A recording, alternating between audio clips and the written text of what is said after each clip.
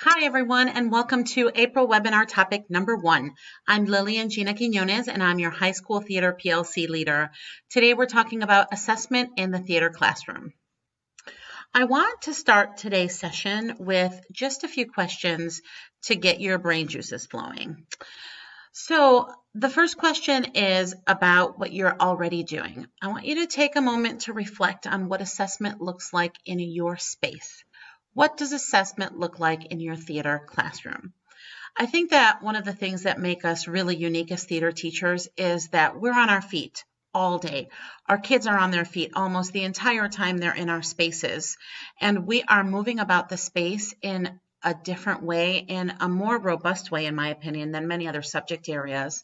And so this lends itself to a very real-time, kind of minute-by-minute assessment cycle that we have.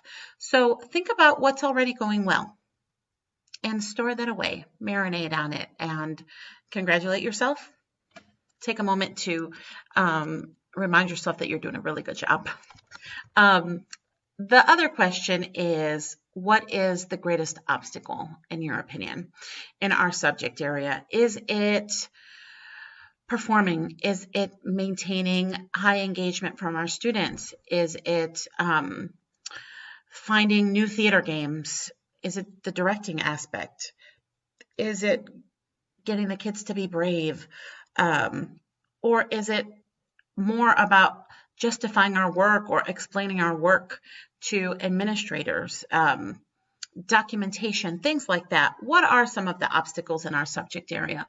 And what can you do to overcome some of those things?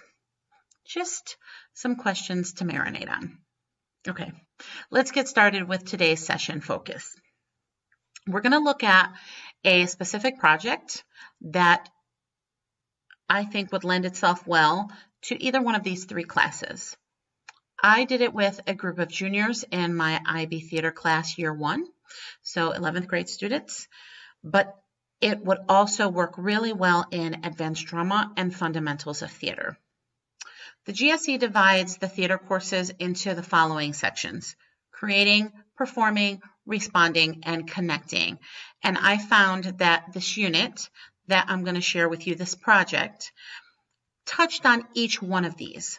A lot on the connecting, a lot on the responding, but also some with creating and performing. And then I think these courses in general, but also this unit that I'm going to share, lend themselves well to both in-person and virtual instruction. And that was important for me as I thought about what I wanted to share with you today. So the sample project that we'll be talking about is The Great American Playwright. This is, let me move my bubble over so that we can see Lorraine Hansberry's face. But this is a compilation of different resources that I found online and in different textbooks that I kind of had lying around. I took what I thought worked from different places and I compiled it and created a fresh and fairly in-depth exploration of American playwrights. My reason for doing this year was because I wanted to take advantage of the opportunity that virtual learning, I think, is offering us. Because we're not in that robust, on our feet kind of place, it gives us the opportunity to sit and explore and have discussions with, honestly, from what I've been able to observe, less distractions and obstructions that can happen in school. So I thought, what a great opportunity for me to kind of pilot this project with my advanced students. And it went really well.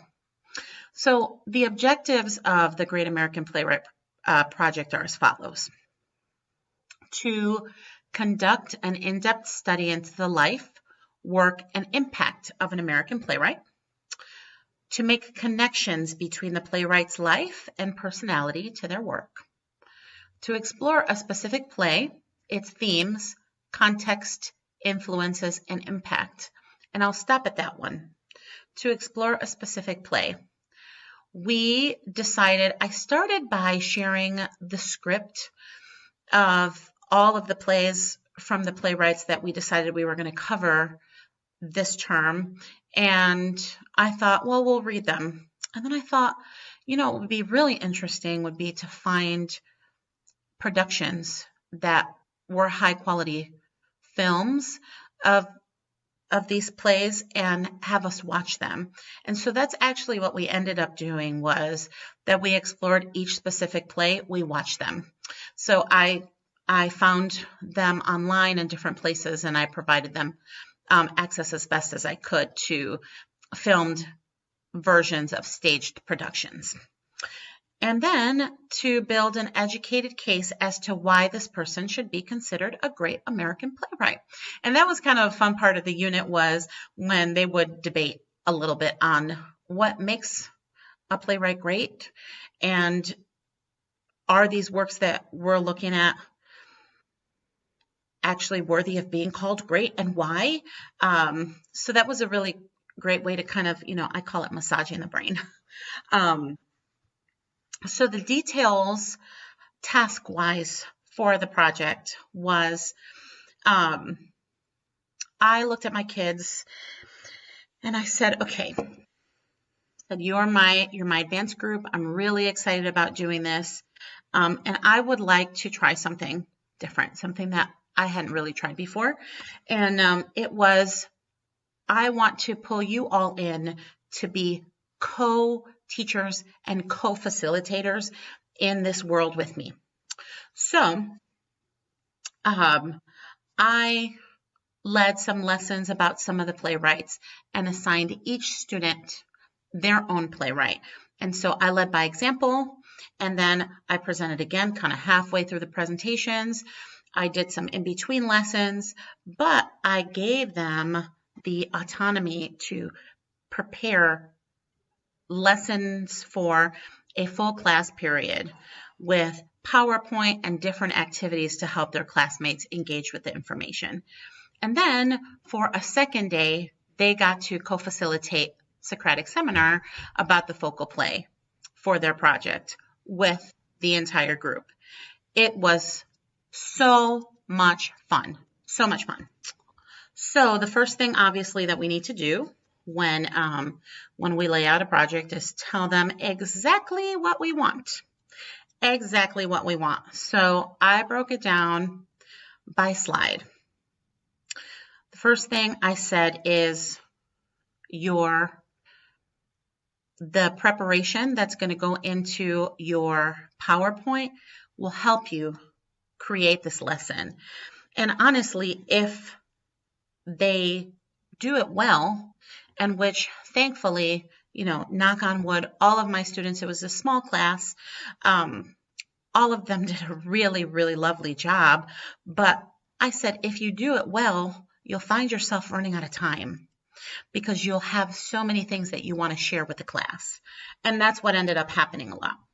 So things that I thought were important, I won't go through all of these, but you can take a quick little screenshot of this. I also, side note, have the all of this included with the rubric and the resources in the Godot platform attached to this discussion. So, and of course, you can always reach out to me. I'll share my information with you at the end if you have any questions. So, things like the playwright bio and the influences I thought were important. Also, kind of bouncing around a little bit, the lesson objectives. What did they want their classmates to know? And what did they want the big takeaway to be for their classmates that day?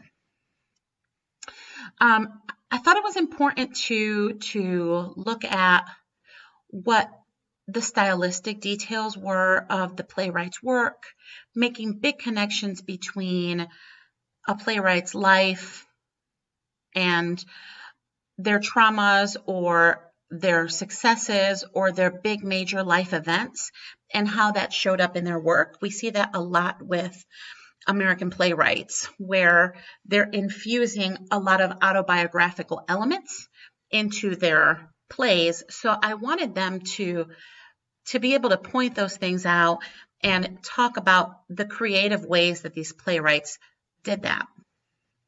And then an analysis, an initial kind of overview analysis of the focal play. And now, another side note. I made the decision on the playwrights because when we get to diagnostic assessment, you'll see a lot of our students have not seen a lot of straight plays. They just haven't. And so they don't have a whole lot of knowledge. So I assigned the playwrights, and I also decided which play because I needed it to be something that would be accessible, that I could find a production about. So there's that. But they did an initial analysis in their presentation on day 1, but then on day 2, they got to dig in a little bit into that analysis by coming prepared with guiding questions for the Socratic seminar that they would facilitate with their peers. And of course, I'm an active participant in the discussions, and I am there to co-facilitate, mediate if necessary, move things along, etc., etc. But they're in the lead. It was a really powerful way for them to really take control of their learning. And these are some of the cover page samples, and 3 of the playwrights that we covered: Arthur Miller, Lorraine Hansberry, and Moises Kaufman.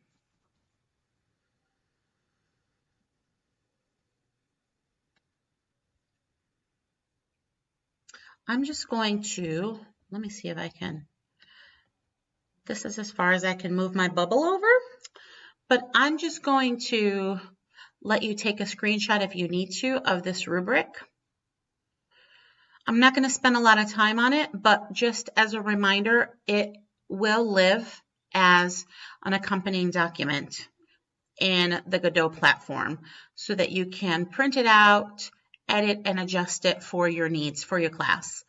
But I divided it into 5 categories: the history of the playwright themselves, the playwright's works, the explanation about why they should be a great American playwright, the presentation, and the lesson format, and knowledge check. So it was really important for me that it wasn't a 1-hour lecture, but that they came with fun activities and guiding questions as part of kind of this package deal.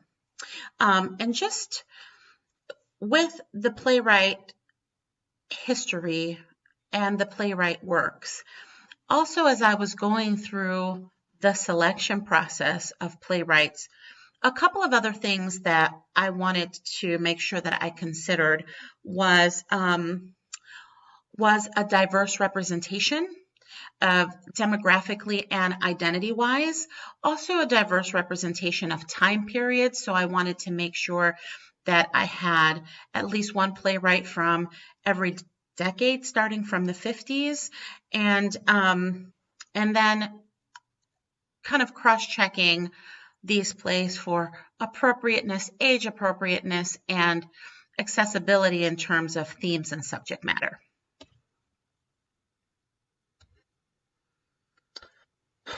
So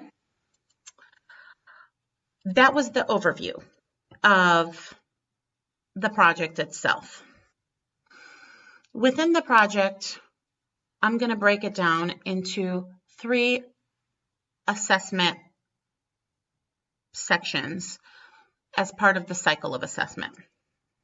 The first one is diagnostic assessment. And those of you who are teachers probably already know this, but I want to just kind of standardize all of our knowledge with giving us a working definition of what diagnostic assessment is.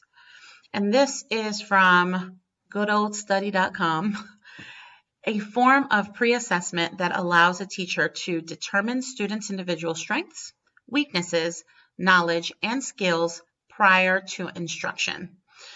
So during this pre-assessment period, this, for me, first week of the unit, right? What do I want to know? For me, I wanted to know, before starting this Great American Playwright unit, what was students' experiences with live theater? What had they already seen, right? Some of them had read some plays.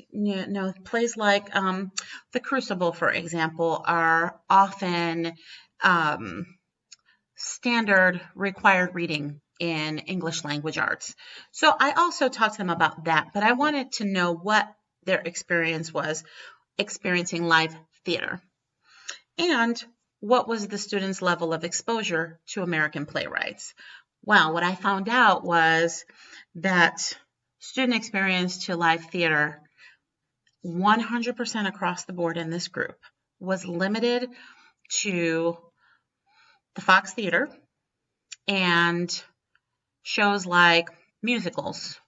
I went to the Fox Theater and I saw Charlie and the Chocolate Factory. I went to the Fox Theater and I saw Matilda. I went to the Fox Theater and I saw Hamilton.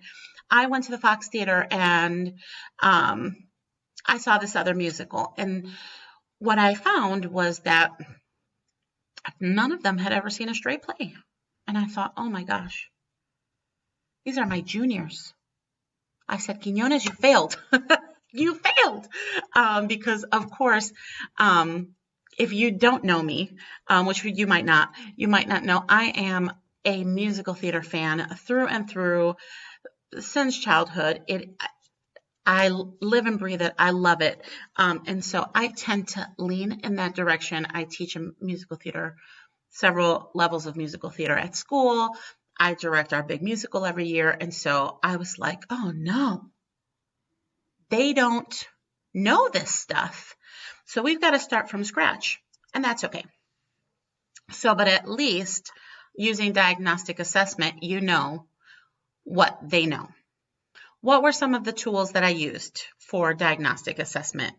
So basic discussion, just asking them what were their favorite plays and theater experiences. I did this as a discussion post on our platform that we use, which is Google Classroom, where they were able to write the answer to the question.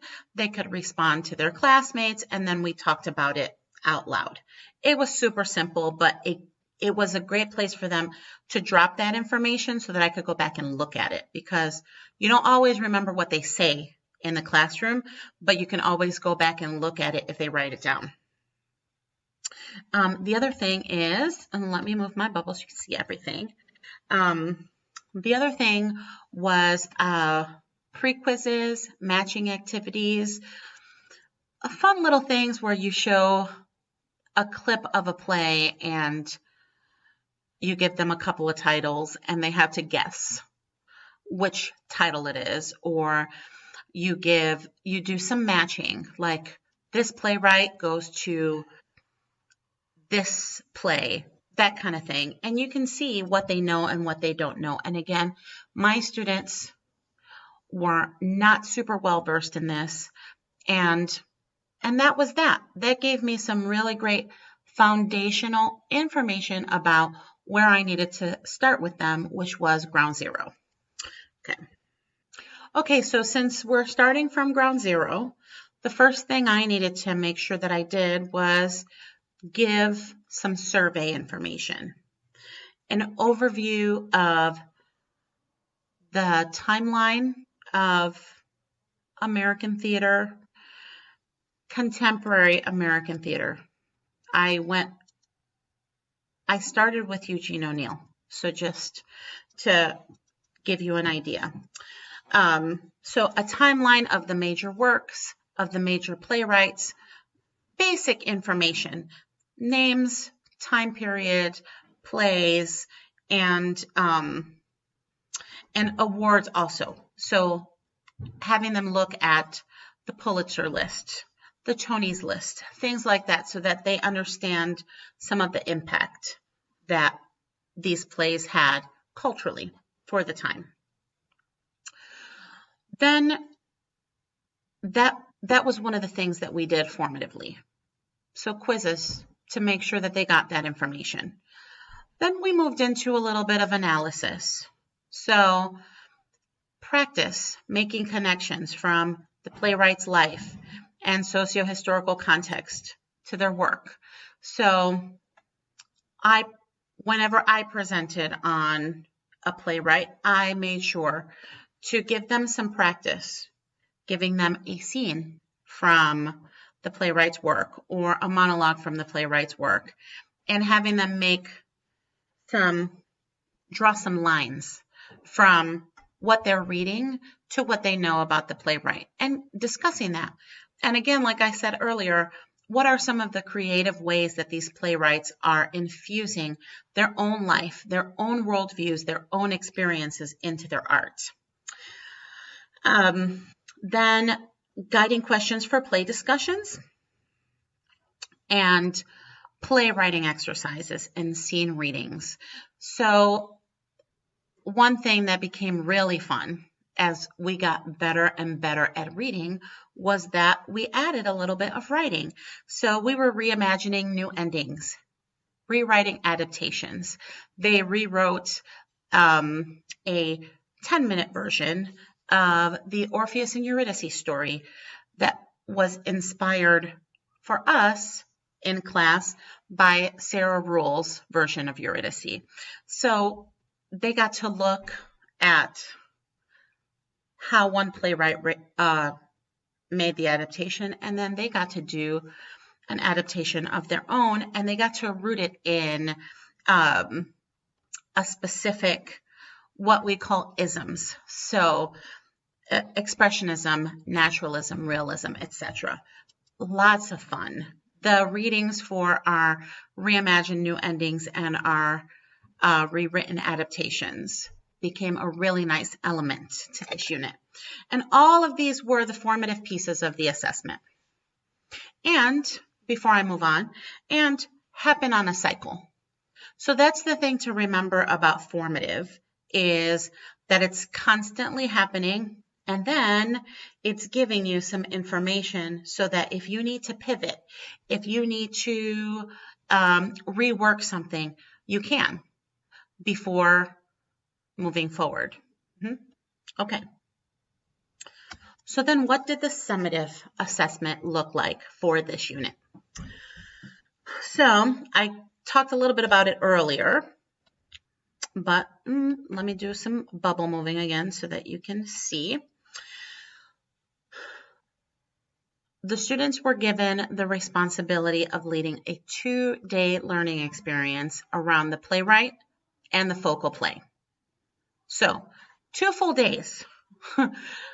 I promise you they were overwhelmed when I told them this. And then after the first student broke the ice, like, they were also excited to have their time because they got to be the teacher, and we all got to be the active participants in these lessons. And a lot of the times they did a better job than me, but I think a lot of times, given the opportunities, students will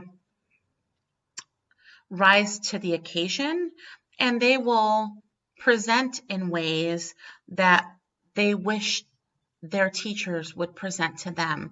They're going to do things that match their own learning style, and I learned so much about my kids and what works for them and what makes them spark by letting them take the reins, right? So day 1, they come prepared with their PowerPoint presentation. They've got, I think in the first one, it's about 15 slides total, including the cover page and the works cited. So it's like 13 slides of content. It takes them the whole class period.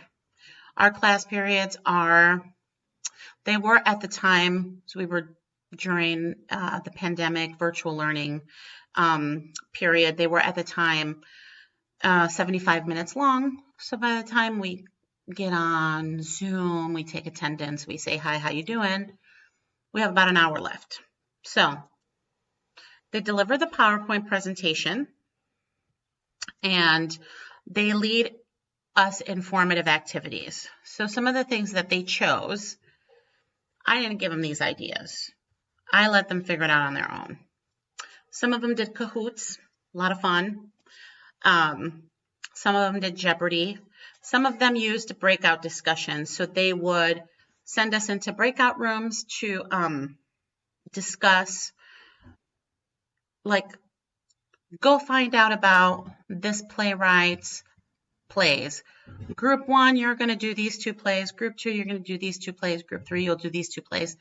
And then come back and give us a 90-second summary of all of them. Ready, go. You know, stuff like that. And we would come back and continue the lesson. So by the end of day 1, we all have a working knowledge of the playwright, who they are, what their major contributions are to the world of the theater, and what to look for while watching the play. Then we all go away, we go home, we watch the play that night, and we come back for day 2. And the same student facilitates a Socratic seminar based on that focal play. So, by now, the student will have already conferred with me to make sure that their questions are appropriate for this discussion. I wanted to make sure that their questions were open-ended and they provided opportunities for critical thinking, right? So again, 11th graders, 12th graders, students that have had some practice with crafting research questions and discussion questions. And then, of course, I'm an active participant and a co-facilitator.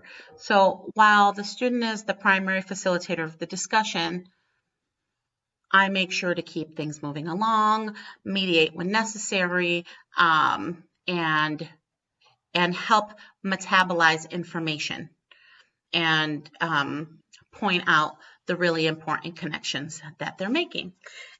And in the end, what we ended up with was, again, this was a small class, so we ended up covering, I think, 10 playwrights all together.